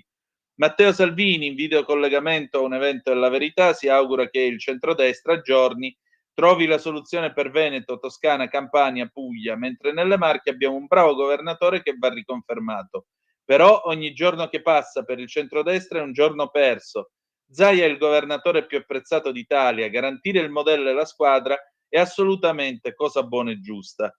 Forza Italia invece mantiene una linea prudente. Siamo convinti che il limite dei 2 mandati sia una norma giusta, ma non ci sottraiamo al confronto. Più secca la posizione di Maurizio Gasparri. Sui 3 mandati la posizione di Forza Italia non cambia. Nell'opposizione Matteo Renzi continua invece sulla linea della personalizzazione dello scontro con la Meloni. Pensa solo a galleggiare. Dopo aver lottato contro il terzo mandato e addirittura impugnato la legge della Campania, oggi Meloni cambia idea. Perché? Semplice. Spera di aprire un caos nel centro-sinistra in Campania e di risolvere i problemi con la Lega confermando Zaia. Anche il governatore campano Vincenzo De Luca, del resto, è interessato al prosieguo di questa discussione. Tanto io vi dovevo. Poi andiamo a vedere altre 2 cose, perché il tempo è un po' comincia un po' a stringere, le 8:42. Allora, c'è un'altra cosa che vi voglio segnalare che spunta sul Fatto Quotidiano. Il Fatto Quotidiano ha messo nel mirino Lucia Borgonzoni. Ecco qua, tutto un cinema, offerta al cronista. Abbiamo pensato a te come moderatore al festival, ma lei la lasci stare. Lo sherpa di Lucia Borgonzoni al bar, 3.000 euro, ma spari solo su Giulia. Per loro puoi sparare su Giulia e il ministero quanto ti pare, non gliene fotte niente. Basta che lasci stare la Borgonzoni, il conflitto di interessi della Sbarigia, queste cose qui. Sorriso, caffè, tutto normale. Febbraio, bar romano. Arriva Fabio Longo, lo sherpa mediatico della sottosegretaria con delega all'audiovisivo Lucia Borgonzoni. Già suonava storto allora, stona del tutto oggi con Giulia costretta a rimangiarsi l'esclusione della collega leghista dal tavolo sul cinema al Collegio Romano. Ancor più se alla vigilia Meloni interviene così. Non mi stupisce che chi ha beneficiato di questi lauti contributi contesti il governo. Non butterò soldi dei cittadini per pagare cose che non lo meritano. La compiacenza dei giornali invece sì? Fabio Longo, classe 83, messinese, ex consulente di Micichè e San Giuliano, traballa sul caso Boccia ma cade in piedi. Uno al Dipartimento Attività Culturali, l'altro a Cinecittà. Contratti con Rai, APA, consulenze a pioggia, decine di fatture da comunicatore su variegati fronti, incarichi assenti dai siti ufficiali ma operativi nei corridoi, in simpatica confusione pubblico-privato. Aggancia Marina Berlusconi ma si tiene stretta la Borgonzoni. Il bar è dietro gli uffici APA in via Sabotino, mai visto prima, sentito 1000 volte, specie nell'estate calda del Boccia Gate. Puntuale arriva, in tasca una proposta di tregua e pacificazione. Ti ricordi il vecchio festival delle serie TV? Lo rifacciamo a giugno, ma Lucia lo vuole a Rimini e Riccione, il suo feudo. E aggiunge, abbiamo pensato anche a te per moderare un convegno, il compenso sui 3.000 euro, ma sulla cifra si può trattare. Dritto al punto, io però gliel'ho detto, non è che smetti di scrivere, non ti posso proprio controllare, ma allora va bene anche se sei meno cattivo, che magari la prossima volta ho un occhio di riguardo per loro. Loro chi? L'irrefrenabile Lucia Borgonzoni, appunto, madrina anche dell'Italian Global Series Festival, reboot balneare del Roma Fiction Festival. Chiara Sbarigia, presidente della pubblica Cinecittà e della privata APA che organizza l'evento. Emanuela Cacciamani, AD di via Tuscolana, che muove 2 milioni dal Ministero sulla rassegna. Conflitto di interessi, ciao. Le 3 regine dell'audiovisivo italiano, nemiche giurate di chiunque osi insidiare il loro trono. Il nuovo festival è l'occasione d'oro per tenere i riflettori su di loro e lasciare il resto al buio, studi vuoti, settori in crisi. La campagna acquisti è partita, 180.000 euro in pubblicità, contratti firmati da Cinecittà, in parte girati ad APA, fra dubbi sulla trasparenza. Dentro anche testate che hanno sempre fatto le pulci alle signore del cinema. Pure la Rai è mobilitata, farà uno speciale il 22 luglio, un mese dopo l'evento. Sulla carta stampata è tutto un sole, il sole di Rimini e gli ombrelloni. Dietro quelle pubblicità il sospetto che implichino silenzi comprati e colpi comandati. Se osi criticare Lucia parte la contraerea di fango. Vale per tutti, da Pupi Avati al ministro. I guastafeste si gestiscono al bar. Tranquillo, tu chiedi l'autorizzazione al giornale, tanto il pagamento poi non arriva direttamente dal Ministero o da Cinecittà che mettono i fondi. Tutto passa attraverso APA. Loro vogliono solo essere sicure che poi non le accoltelli alle spalle. Serve un altro caffè. Il tempo da chiarire. È tutto un malinteso o quei 3.000 euro sono anche il mortificante prezzo del silenzio? L'offerta è davvero vincolata al fatto che non scriverai male di chi con un cinema e sangue spende per blindare e imbellettare la propria immagine? Testiamo il confine. E le mostre sul cinema firmate Borgonzoni e C, improvvisate curatrici d'arte coi soldi del MIC? Lo Sherpa si sporge, abbassa la voce. Ecco, queste sono le cose. Lascia stare, sai come si dice? No, una mano lava l'altra, da cosa nasce cosa. Il contratto vale prima di firmarlo, altra tempistica rivelatrice. Silenzio per 3 lunghi mesi, magari sono loro ad averci ripensato. Lo Sherpa torna a farsi vivo il 30 maggio, l'indomani di un articolo del Fatto sullo scontro Giuli-Borgonzoni. È tutto rientrato, assicura, e torna a galla anche la proposta. Ti ricordi il discorso al bar per il festival? Ecco, sentiamoci domani, ti dico i dettagli. Magari al prossimo caffè, offriamo noi. Sospetto. C'erano i pezzi sul sospetto. Andiamo avanti, vedremo che cosa dirà la senatrice Borgonzoni, ovviamente, come risponderà a queste rivelazioni, a questo caffè corretto, direi, tipo che le è stato offerto dal Fatto Quotidiano. Vedremo. Andiamo a vedere adesso La Verità.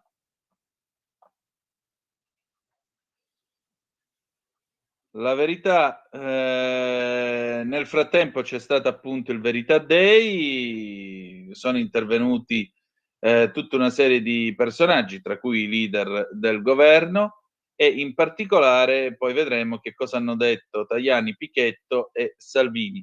Ma adesso qui Parlamento. Qui Parlamento. Oh, io do il buongiorno all'onorevole Davide Bergamini, buongiorno e ben trovato. Buongiorno a voi, ben trovati. E allora, questo benedetto DL sicurezza e più in generale il concetto di sicurezza in questo paese, penso anche ai fatti di San Giovanni in Persiceto qualche giorno fa, tre Maranza con una BMW che scappano all'alt della polizia e scappando fanno un frontale, ammazzano un padre di famiglia di 56 anni colpevole di camminare nella sua corsia senza arrecare danno a nessuno. Ma che cos'altro si può fare davanti a tutto questo? Purtroppo queste sono le tristi notizie che oramai riempiono sempre più spesso le cronache nazionali, no? Quindi lo vediamo un po' tutti i giorni, dove abbiamo dagli accoltellamenti all'interno delle stazioni, dagli incidenti stradali, purtroppo fatti tragici come quello avvenuto che lei ha ricordato a San Giovanni in Persiceto, dove abbiamo magrebini che non si fermano all'alta dei carabinieri, scappano, quindi già io parto dal presupposto che quando si scappa all'alta dei carabinieri vuol dire che non si è sicuramente una persona limpida e trasparente, ma si ha qualcosa da nascondere, perché quando è successo a me anche in giovane età all'alta dei carabinieri mi sono sempre fermato con educazione e rispetto nei confronti di chi indossa la divisa. Questi scappano, causano un incidente dove purtroppo perde la vita un padre di famiglia, una madre in gravi condizioni all'ospedale mentre stavano andando a riprendere la figlia. Quindi queste sono quelle cose che ovviamente fanno male a tutti, dove il sottoscritto, quando anche ha fatto un intervento, è stato anche accusato perché poi qualcuno ha detto non erano magrebini ma erano italiani di seconda generazione. Ora io dico, questo è ancora più grave, perché se vivi in questo paese, nasci in questo paese da una famiglia di stranieri e non ti ha insegnato l'educazione, le regole, il rispetto che c'è in Italia, vuol dire che è ancora più grave, perché siamo ben lontani da quella cultura che la sinistra vorrebbe invece far digerire agli italiani, dicendo che abbiamo bisogno di queste persone. Allora, noi quando andiamo all'estero o in passato quando siamo andati all'estero ci siamo sempre adattati e abbiamo sempre rispettato quelle che erano le regole di altri paesi. Qui purtroppo abbiamo culture che arrivano in Italia, migranti che arrivano qui sui barconi, attraverso terra, in 1000 modi diversi, che dimostrano quotidianamente di fregarsi esattamente delle regole che ci sono in Italia. Io credo che col decreto sicurezza lei prima nominato il decreto sicurezza, sia un grande passo avanti nel mettere regole nuove, nel cercare di proteggere le persone per bene, di proteggere gli italiani che ogni giorno lavorano, proteggere gli italiani che vanno a scuola, che devono andare all'ospedale, che si devono recare, perché sono regole ben precise e soprattutto regole che vanno dalla parte delle forze dell'ordine, di quelle persone, di quegli uomini e quelle donne che ogni giorno, indossando una divisa, cercano di proteggere la tranquillità, la serenità e il rispetto delle regole che sono nel nostro paese. Questo purtroppo, io sottolineo sempre purtroppo, non piace alla sinistra. Noi vediamo che con questo governo, un governo di centrodestra, con un grande apporto di quello che è stato un grande contributo della Lega, perché voglio ringraziare anche qui il sottosegretario Molteni che ha fatto un lavoro esemplare proprio su questo decreto, ma il grande lavoro di questo governo è stato quello finalmente di dare un cambio di direzione, ma non è un cambio di direzione come qualcuno vorrebbe far passare, siamo un paese totalitario. Qui si tratta di decidere se stare dalla parte delle forze dell'ordine o se stare dalla parte di chi va ad occupare case abusivamente, se stare dalla parte delle forze dell'ordine o se stare dalla parte delle borse desertrici nelle stazioni, se stare dalla parte delle persone oneste che tutti i giorni vanno a lavorare o devono recarsi in ospedale, o stare dalla parte di chi in modo improprio chiude un'autostrada, chiude una stazione perché vuole manifestare. Ho sentito tante dichiarazioni anche in questi giorni che si parla di divieto di manifestazione, notizia assolutamente falsa, perché se tu vuoi manifestare in modo pacifico senza creare intralcio alle persone che non la pensano come te, puoi continuare a farlo liberamente senza nessun tipo di problema. Non c'è il rischio, come qualcuno voleva far passare, di una manganellata nella schiena o di qualcuno che non vuole. Qui si tratta invece di mettere regole chiare in un paese dove c'è una parte politica, che è quella della sinistra, che vorrebbe invece permettere a tutti di fare qualsiasi cosa creando una confusione totale. Questo perché è rivolto sempre ad una ricerca continua di voti, di elettori, di consensi che in questi anni hanno perso e quindi vorrebbero attraverso il referendum che va a dimezzare la cittadinanza, e lo stesso Landini dice avremo 2,5 milioni in più di persone che potranno votare, e sicuramente sono persone che non andrebbero a votare il centrodestra. Andare a tutelare chi invece occupa abusivamente le case, chi va a borseggiare nelle stazioni, le donne che hanno utilizzato la gravidanza per evitare il carcere. Abbiamo persone che hanno accumulato più di 100 anni di pena e non hanno fatto un giorno di galera, e quindi diciamo che con il governo di centrodestra, con l'apporto della Lega fondamentale, si è finalmente riusciti a scrivere un decreto che, a nostro parere, è un decreto che va sicuramente nella direzione giusta per riuscire a mettere regole, paletti, e soprattutto riuscire a dare un sostegno a quelle persone che sono le forze dell'ordine, che ogni giorno stanno a fianco dei cittadini per bene, per tutelare quello che è la tranquillità dei territori. Ecco, appunto, mettiamo il dito nella piaga.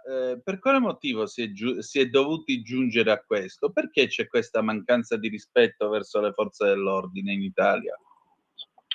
Ma guardi, la mancanza di rispetto, secondo me, allora, sicuramente c'è stato un percorso anche culturale all'interno del nostro paese che ha portato ad un allontanamento di alcuni valori, perché lo vediamo quotidianamente. Glielo dico da parlamentare e anche da sindaco. Vedo che cose che fanno i ragazzini di oggi non le facevamo noi quando eravamo ragazzini, perché comunque c'era un'educazione diversa, un'educazione più severa che partiva già dal mondo della scuola, e quindi credo che anche qui questo governo, attraverso anche il ministro Valditara, abbia fatto un ottimo lavoro, partendo proprio anche dalla scuola con il voto in condotta che si era perso. Anche qui abbiamo avuto chi ha ostacolato questo percorso, quindi è giusto che un bambino, un ragazzino sia educato subito fin dalla giovane età al rispetto delle regole, cosa che invece purtroppo per tanti anni è mancata.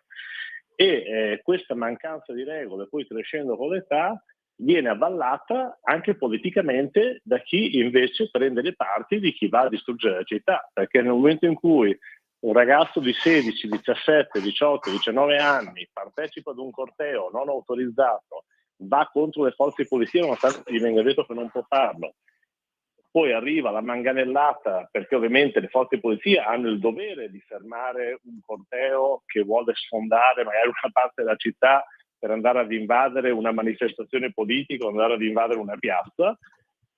Abbiamo sempre, e l'abbiamo assistito in diversi casi, abbiamo sempre una parte politica a sinistra che poi prende le difese di chi va a portare avanti questi atti, questi atteggiamenti che non sono delinquenziali, c'è poco da fare, perché se tu chiedi un'autorizzazione a manifestare e ti viene vietata, ti viene imposto di fermarti e non ti fermi, succede il 3 luglio, e poi a questo lato mettiamo distruzione di città, distruzione di vetrine, incendi di auto e cassonetti.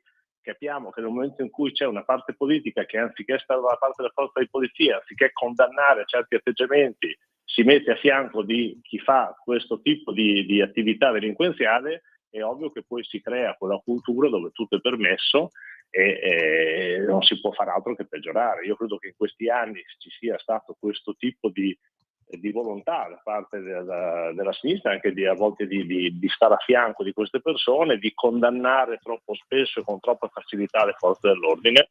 Io parto sempre dal presupposto che comunque le forze dell'ordine non toccano le persone per bene, ma quando succede qualcosa, quando ci sono scontri con le forze dell'ordine, perché qualcuno non rispetta le forze dell'ordine e non rispetta le leggi, e le forze dell'ordine hanno l'obbligo, hanno il dovere, il loro lavoro, quello di riuscire a far rispettare le leggi, non si capisce per quale motivo ci sia invece chi decide di stare dalla parte sbagliata. Noi questo l'abbiamo sempre detto, abbiamo sempre portato avanti questo tipo di discorso anche quando non eravamo al governo, e credo che la Lega abbia fatto un grande lavoro per riuscire a riportare un po' sulla linea del rispetto delle regole, delle norme all'interno di questo paese, e si sia finalmente dato un segnale importante che le leggi ci sono, vanno rispettate, e le forze di polizia devono essere rispettate quotidianamente, sempre in ogni caso. Senta, quali saranno ora i suoi prossimi impegni? I miei prossimi impegni? Sì. I nostri prossimi impegni, adesso andremo avanti sicuramente alla Camera. Io faccio parte ovviamente anche della Commissione Agricoltura, abbiamo tanti impegni come Commissione Agricoltura, stiamo facendo qualcosa sul discorso della tutela delle nostre aziende della filiera del vino, ma a breve avremo il DL Infrastruttura, che è quello, un decreto che comunque avrà assolutamente tanti punti salienti per la crescita del paese. Abbiamo il ministro Salvini che ovviamente sta facendo un lavoro fondamentale per far ripartire tanti cantieri all'interno dell'Italia. Credo che sia un paese, anche questo, che sia rimasto fermo da tanto tempo, un paese dove sia più facile criticare che fare. Io penso che il ministro Salvini abbia dimostrato in questi anni di governo che un Ministero delle Infrastrutture che funziona, ha rimesso in moto tanti cantieri, quello anche con delle infrastrutture sarà un punto fondamentale per la ripartenza, per la crescita, cosa che comunque è confermata anche dai dati economici, e quindi sono tanti appuntamenti e credo che da qui a fine legislatura sicuramente questo governo lascerà un paese migliore di come l'aveva trovato, ma soprattutto un paese più rispettoso, un paese più moderno, un paese che sia più in linea con quelli che erano gli standard europei, che oggi possiamo tranquillamente dire, permetterci di dire, che l'Italia è diventato probabilmente uno dei punti di riferimento anche all'interno dell'economia europea, non solo dal punto di vista economico, dove i dati sono diventati veramente positivi confronto al passato, ma anche dal punto di vista della credibilità politica che ci siamo conquistati all'interno dell'Europa, soprattutto anche a livello internazionale e anche nei rapporti che abbiamo visto internazionali su alcuni eventi come il rapporto con gli Stati Uniti. Credo che l'Italia sia diventato determinante, questo non a caso, ma perché comunque è stata portata avanti in questi 3 anni di governo una politica sicuramente positiva e una politica di crescita, cercando di riuscire a far diventare il paese più importante, più moderno di quanto lo fosse prima. Molto bene, allora grazie e buon lavoro onorevole. Grazie a voi, a presto, buona giornata. Noi adesso ci fermiamo, pubblicità e poi Europarlamento con l'onorevole Susanna Ceccardi. A tra un po'. Qui Parlamento. Ladri in casa o in azienda? Prima è meglio che dopo. Oggi la soluzione si chiama Dialogos e passo subito la parola e do il benvenuto alla ditta Sicurbet, tecnologie per la sicurezza. Un saluto a te e a tutti gli ascoltatori. Vi prego di prendere carta e penna perché vi do subito il numero di telefono che potete chiamare per proteggere voi e la vostra casa 24 ore su 24. Questo è il numero di telefono che potete chiamare per il sopralluogo gratuito 389 11 89 705, ripeto 389 11 89 705. Vi ricordo che io rappresento Sicurbet, tecnologie per la sicurezza, siamo produttori dell'antifurto Dialogos, progettato e costruito interamente in Italia, antifurto che può gratuitamente essere collegato alle forze dell'ordine di zona, ovviamente previa vostra richiesta. E quindi cosa succede una volta installato l'allarme, che si installa senza fili, quindi non ci sono muri da rompere, lo potete tenere inserito giorno e notte a finestre aperte o chiuse senza nessun problema. Se avete degli animali in casa potete tenerli liberamente, se l'allarme scatta vi avvisa immediatamente e avvisa chiaramente le forze dell'ordine qualora vi siate collegati. Ripeto il numero di telefono 389 11 89 705. Vi ricordo che l'antifurto è anche coperto da una garanzia integrale totale per 2 anni con sostituzione gratuita del prodotto nel caso si dovesse guastare. Una garanzia del genere so che non la offre nessuno, ecco, per cui voi valutate, abbiamo varie soluzioni, chiaramente anche videocontrollo, quindi telecamere, sensori da giardino, telecamere intelligenti e via dicendo.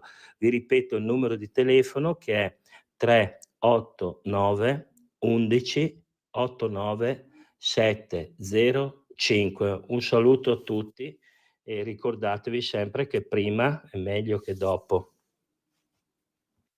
Ladri in casa? Installa Dialogos 389 11 89 705. Dialogos è l'antifurto senza fili che ti permette di stare in casa con l'allarme inserito, anche ai tuoi amici animali. Chiama il numero 389 11 89 705. Antifurto Dialogos e sei protetto 24 ore su 24. 389 11 89 705. Sicurbet. Prima è meglio che dopo.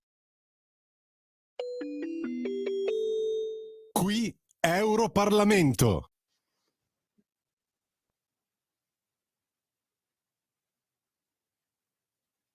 Benvenuti su Radio Libertà, canale TV 252 e Radio DAB. Qui Europarlamento con ospite di oggi l'onorevole Susanna Ceccardi, europarlamentare della Lega. Benvenuta. Buongiorno a tutti. Allora, partiamo subito con una prima notizia che ha fatto discutere parecchio nei giorni scorsi, ovvero sia quella della Commissione europea, del Consiglio d'Europa, anzi, che ha invitato il governo italiano a studiare il razzismo tra le forze di polizia. Quindi la Commissione ECRI, che è la Commissione europea contro il razzismo e l'intolleranza, dell'organismo di Strasburgo, suggerisce infatti al governo di verificare i casi di proliferazione razziale. Come la commenti? E ancora una volta un organismo internazionale autoreferenziale scollegato dalla realtà come il Consiglio d'Europa lancia accuse infondate contro l'Italia e addirittura parlano di profilazione razziale da parte delle nostre forze dell'ordine, come se le nostre forze dell'ordine, la nostra polizia facesse una profilazione razziale prima di fare degli interventi. E questa è chiaramente una menzogna gravissima, vergognosa, che offende il lavoro quotidiano di tanti uomini e donne in divisa che ogni giorno rischiano la vita per proteggere tutti noi e proteggono senza distinzione di razza, di origine o di colore della pelle. Quindi credo che questa accusa e polemica del Consiglio d'Europa sia, oltre che infondata, veramente vergognosa. Questi burocrati strapagati con i soldi dei contribuenti non si preoccupano di condannare chi non rispetta la legge, ma accusano l'Italia di razzismo e in base a pseudo report ideologici. Quindi questo è inaccettabile. Faccio una domanda provocatoria, un po' provocatoria. Ha senso oggi avere all'interno di un organo di Strasburgo come questo una Commissione europea contro il razzismo e l'intolleranza? Non è che diventa troppo pericolosa? Perché poi abbiamo visto, sono uscite quelle del Presidente della Commissione che diventano anche pericolose sotto un certo punto di vista in un momento in cui c'è già tanta intolleranza verso la polizia e le nostre forze dell'ordine. Guarda, rispetto al Consiglio d'Europa io condivido pienamente le parole di Matteo Salvini. È un carrozzone inutile che andrebbe abolito. E devo dire che il gesto del presidente Mattarella, che ha ricevuto il capo della polizia Pisani al Quirinale e che ha voluto esprimere stima e fiducia nei confronti di tutte le donne e gli uomini in divisa, è un segnale chiaro anche rispetto a questa polemica. Quindi certi carrozzoni europei neanche direttamente eletti dai cittadini andrebbero sicuramente aboliti. L'unico organismo europeo che è eletto direttamente dai cittadini attraverso anche le preferenze è il Parlamento europeo e infatti diciamo che il confronto è più democratico o comunque ci sono delle voci dissonanti che si levano come la nostra, quella dei patrioti. Sugli altri carrozzoni, ecco, per me bisognerebbe sicuramente ridurli. Sempre rimanendo in Europa, in particolare a Berlino, sul tema del woke che sta andando tanto negli ultimi anni, c'è stata l'ennesima follia, no? A Berlino infatti la Venere nuda è stata, hanno detto è stato stabilito di mandar via la Venere nuda perché è sessista e in questo modo quindi la maternità viene deturpata. Cosa ne pensi di questo? È una deriva progressista pericolosa quella che sta prendendo l'Europa? La rimozione della copia della Venere dei medici da un ufficio pubblico tedesco perché giudicata sessista è un altro inquietante capitolo della follia woke, della follia perbenista. In nome di un'ideologia distorta si arriva a censurare addirittura l'arte classica, a nascondere la bellezza, vogliono riscrivere la storia. Questa è una barbarie culturale che ricorda più i talebani che l'Europa della civiltà a cui siamo comunque abituati e che dovremmo difendere. E quindi è assurdo. Poi da Toscana, insomma, la Venere dei medici non è pornografia, non è prevaricazione, è arte, è cultura, è identità, è parte del patrimonio millenario che l'Italia ha donato al mondo. E trattarla come un oggetto da coprire è un insulto non solo al nostro passato, ma alla nostra libertà. Ci stiamo trasformando nell'Europa dei talebani, non nell'Europa del Rinascimento, della civiltà e della cultura che siamo sempre stati, che dovremmo difendere con i denti e con le unghie. Abbiamo visto anche, facendo anche un paragone calcistico, l'ultima finale di Champions League, abbiamo visto il pugile musulmano, islamico, che non ha neanche stretto la mano nei confronti alla giornalista donna che la stava tenendo. Questo è anche pericoloso, no? Perché da un lato si cerca di imporre una cultura progressista dove non esiste la famiglia o tradizionale come la intendiamo noi, dove le statue vengono coperte, dall'altro c'è una mancanza di rispetto nei confronti delle donne, però allo stesso tempo c'è comunque un paradosso perché poi festeggiamo tutti la festa della donna, e quando si verificano delle violenze nei confronti delle donne, che siano anche solo minacce o gesti come questo, tutti stanno, diciamo, zitti, no? Cosa dici su questo? È un'ipocrisia di fondo veramente pericolosa, come dici tu giustamente. Le violenze, secondo le progressiste di sinistra, le femministe di sinistra, vanno condannate soltanto se a commetterle è l'uomo maschio, bianco, europeo. Ma questo è assurdo, questo è assurdo. Anzi, negare che c'è anche una ragione culturale dietro e religiosa, dietro alle discriminazioni nei confronti delle donne, purtroppo anche in Europa, è nascondere la realtà, mistificare la realtà. Invece bisogna anche dare un nome e cognome a questo tipo di fenomeni e di violenza per poterle combattere, perché altrimenti si rischia soltanto di vedere una parte. Per carità, nessuno nega che le violenze domestiche ci siano anche tra le famiglie europee, tra gli italiani, e sia un problema anche quello culturale da combattere con strumenti diversi. Ma non bisogna però sottacere quelle discriminazioni di genere, di sessuali che ci sono nel mondo islamico e sempre più presenti e sottaciute dalle femministe, quindi ancora più pericolose, perché se noi si combatte soltanto una parte e l'altra la dimentichiamo, è chiaro che questo fenomeno continua a crescere e invece deve essere estirpato. E quindi chi non fa battaglie ipocrite sono le esponenti, in particolare gli esponenti della Lega in Italia e dei patrioti in Europa. Quindi noi contro l'ipocrisia woke ci battiamo ogni giorno. Sempre rimanendo sul tema, negli scorsi giorni abbiamo letto del professore del liceo che ha insultato, minacciato la figlia della Meloni, poi ha dato la colpa a ChatGPT, all'intelligenza artificiale, e poi a quanto pare ha tentato anche il suicidio. Però al di là del gesto grave, comunque ci sono sempre più minacce nei confronti degli esponenti politici. L'hai ricevuta anche tu nei giorni scorsi, se non sbaglio, minacce di morte sui social e insulti sessisti. Sicuramente va la nostra solidarietà. Vuoi dire due parole a riguardo? Sì, purtroppo sui social c'è sempre una violenza crescente e minacce crescenti rispetto ai leader o agli esponenti di destra, di centrodestra, che denunciano certi fenomeni.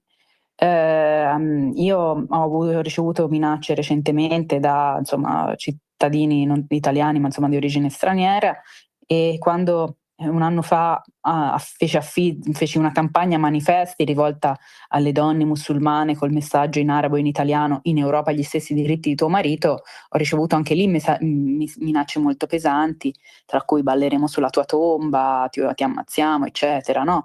Quindi minacce di morte, insulti sessisti e anche videochiamate notturne alle 3 di notte dopo queste minacce. Io ho denunciato tutto alle autorità che stanno lavorando per risalire agli autori, però naturalmente io non mi lascio intimidire. La violenza verbale è il segno di chi non ha argomenti e cerca di zittire chi la pensa diversamente. E io, come ho sempre fatto, continuerò a dire quello che penso, senza paura, soprattutto sul pericolo di islamizzazione che incombe sull'Italia e sull'Europa. Quindi io ringrazio innanzitutto le forze dell'ordine per il loro lavoro, tutti coloro che mi hanno espresso la solidarietà, anche da ambienti politici, devo essere onesta, opposti al nostro. E questo dimostra che di fronte all'odio non esistono bandiere, ma un rispetto per la democrazia. A chi minaccia rispondo che non mi fermeranno, non ci fermeranno. Bisogna continuare a difendere ancora di più la nostra libertà, i nostri valori, la nostra identità, perché la verità e anche il coraggio non si cancellano con qualche messaggio su internet. Ci sono tanti esempi nella storia che ce l'hanno dimostrato e noi dobbiamo perseguire con grande coerenza e grande determinazione quello che noi sentiamo di dover dire e di dover combattere perché è giusto. Va bene, assolutamente d'accordo. Grazie all'onorevole Susanna Ceccardi e buon proseguimento. Grazie a voi, a presto. Qui Europarlamento. Stai ascoltando Radio Libertà. la tua voce libera, senza filtri né censura. La tua radio. Benissimo, le 9:14 minuti e 52 secondi sulle magiche onde di Radio Libertà. Antonino Danna al microfono con voi per la rassegna stampa. Grazie anche a Susanna Ceccardi per questo Europarlamento, e posso dirlo, mi fa veramente schifo il fatto che al di là del ruolo politico potete pensare quello che volete politicamente delle idee di Susanna Ceccardi, ma insultarla in quanto donna, minacciarla in quanto donna, è qualcosa di disgustoso, mi fa veramente schifo, e questo vale per qualunque donna. Per qualunque donna. Torno a ripetere, la polemica sempre sulle idee, mai sulle persone, vi prego. Allora, chiudiamo la rassegna stampa perché vorrei aprire il telefono, anche perché vi siete lanciati con le zappe in una maniera clamorosa, quindi mi sbrigo. Il giorno della verità, Salvini, ponte al via entro l'estate, pure nella CGIL sono stanchi di Landini, il ministro dei trasporti, conosco delegati del sindacato rosso che non voteranno i referendum, basta con la politica dei no, e lo stop agli Euro 5 è una follia di Ursula, abbiamo già pronto un emendamento. Scrive appunto La Verità, e Matteo Salvini parla con Maurizio Belpietro, che salutiamo, il direttore della Verità, e nella convention il giorno della verità dice, a proposito della raffica di niet post-sovietici di Landini, il ministro dei trasporti azzarda, e contro i lavoratori tutta questa serie di referendum, e lunedì Landini raccoglierà i frutti di questa opposizione partitica pregiudiziale. Poi spiega, qualunque cosa io faccia a lui non va bene, dal rinnovo dei contratti sul trasporto pubblico agli investimenti sull'alta velocità, da quelli sui porti a quelli sottoterra per ridurre la dispersione idrica, le case popolari. Quando i temi entrano al ministero è un no a prescindere, è un peccato. In collegamento dalla Mezzia Terme, Salvini si stupisce per il catenaccio preventivo a senso unico, sottolinea il ruolo surreale del principale sindacato italiano. Parlando del ponte sullo stretto di Messina, oggetto di gastrite permanente della sinistra landiniana, aggiunge: ho fatto incontri in prefettura a Reggio Calabria e Messina, c'erano Confindustria, Coldiretti, Ordine degli Ingegneri, sindacati di Cisl e Will, la CGIL era fuori a sventolare bandiere e a gridare non vogliamo opere pubbliche. Perché? Perché Landini fa un'opposizione ideologica e priva di senso. Lo scontro sul ponte è aperto. Recentemente la CGIL ha chiesto all'Unione Europea di bloccare l'autorizzazione all'avvio dei lavori. Il ministro conferma che alla fine dell'estate il cantiere partirà perché c'è grande attesa per un'opera ingegneristica unica al mondo che porterà 120.000 posti di lavoro sul territorio. E quello di Maurizio Landini è l'unico sindacato sulla faccia della terra che si oppone a dare lavoro a muratori, artigiani, ingegneri e architetti, a un'opera che toglie traffico, inquinamento, attese di ore dei turisti. Tutto così assurdo, e lui ne pagherà le conseguenze. Altra cosa che vi dico, sempre da Il Giorno della Verità, da Putin niente pace prima di fine anno, Tajani gela le attese per una tregua Mosca-Kiev, la Russia è l'industria orientata alla difesa, serve tempo per riconvertirla pronti a inviare truppe se accettate dal Cremlino e sotto le Nazioni Unite. Da Hamas una caccia all'ebreo peggio di quella dell'SS. Chiudiamo col nucleare. Pichetto Fratin non vede l'ora del nucleare, il DL sui reattori va in Parlamento, un'assurdità dell'UE, le auto a emissioni zero entro il 2035. Fermiamoli. Cosa dice il ministro dell'ambiente Pichetto Fratin? Musica per le mie orecchie. Il Consiglio dei Ministri ha licenziato un disegno di legge che ora sta seguendo l'iter. A giorni andrà in Parlamento, come ha confermato anche il presidente Meloni, una legge delega che creerà il quadro giuridico che ha come obiettivo la ripresa della produzione di energia nucleare in Italia, ha spiegato il ministro. Approvato il disegno di legge, che mi auguro possa vedere la luce per la fine del 25, poi bisognerà contare 12 mesi per le norme attuative che devono vedere gli interventi nei vari settori. A questo punto il Paese sarà pronto per riprendere la produzione di energia atomica con nuovi impianti. Non si parla più di grandi reattori, però. Il mondo sta andando verso una direzione diversa, quelli degli small modular reactor, reattori da 200-400 megawatt di potenza, ha spiegato Pichetto, che essendo anche ministro dell'ambiente si farà carico pure dell'impatto ambientale, Commissione europea permettendo, sebbene oggi a Bruxelles, secondo il ministro, sembra ci sia un po' più di realismo e un po' più di coscienza.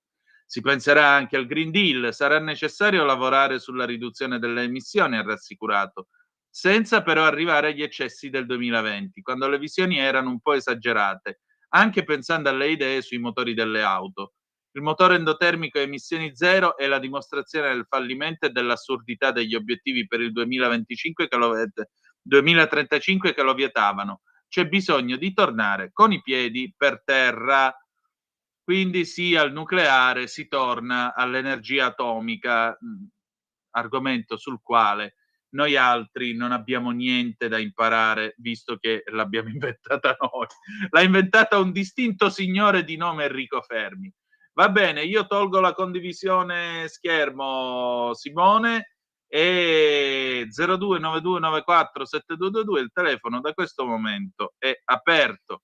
Andiamo a vedere le zappe che mi avete scritto al 340-670-9659.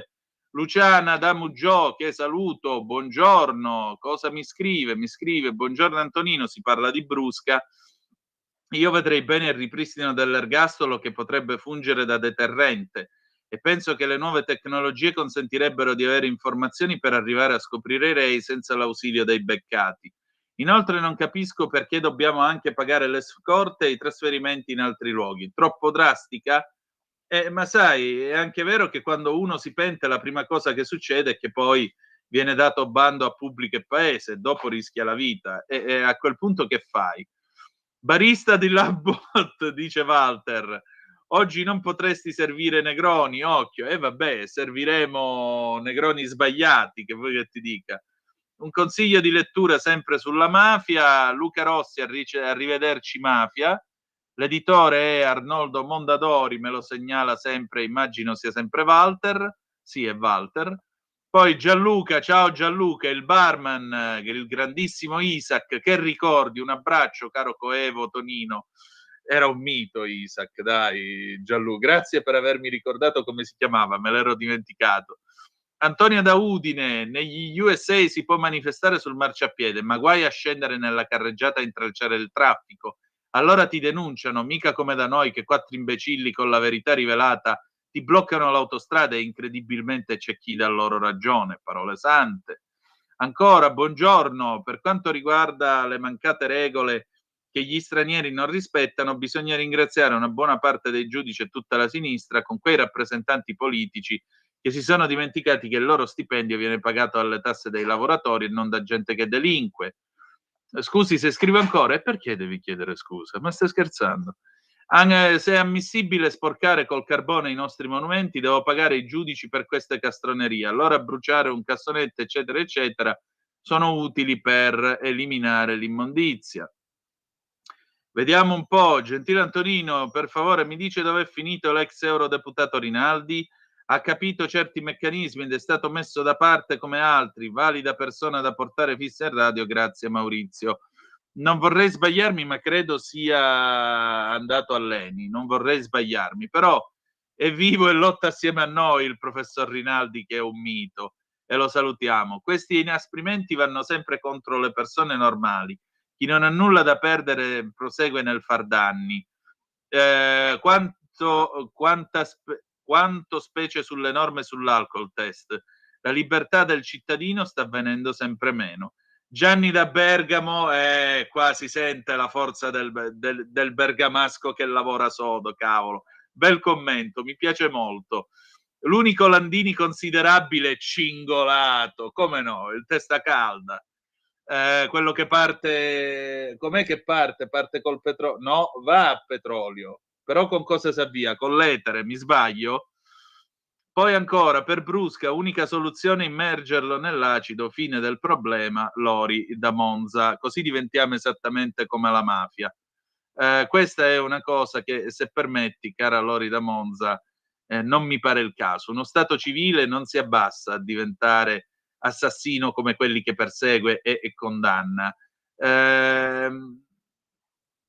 Giovanni Falcone in Cosa di Cosa Nostra rispondeva così a chi l'accusava di avere un rapporto amichevole o di portare addirittura i cannoli a Buscetta. Io sono pagato per perseguire i criminali, non per farmi degli amici.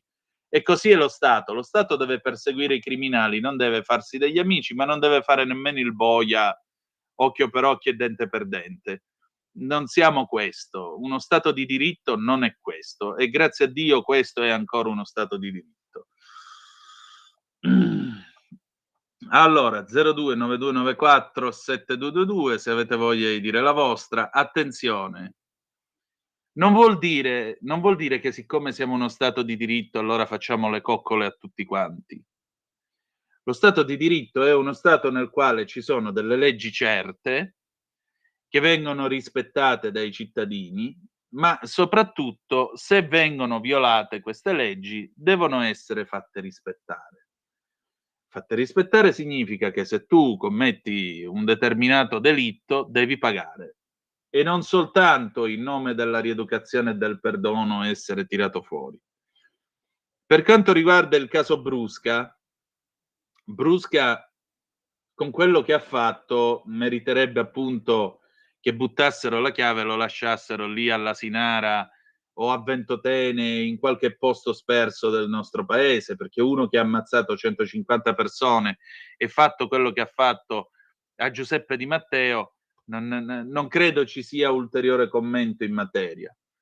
È altrettanto vero però che lui è fuori in virtù di una legge che è figlia dell'emergenza mafiosa, perché molti forse non ricordano che alla fine degli anni '80 c'erano le guerre di mafia, cioè nei primi anni '80 le guerre di mafia, e alla fine degli anni '80 la mafia diventa stragista proprio perché lo Stato, reagendo con il maxi processo, manda in galera qualcosa come 400 boss di quelli che comandavano, e Totò Riina stava perdendo la faccia perché aveva promesso che li avrebbe tirati tutti fuori.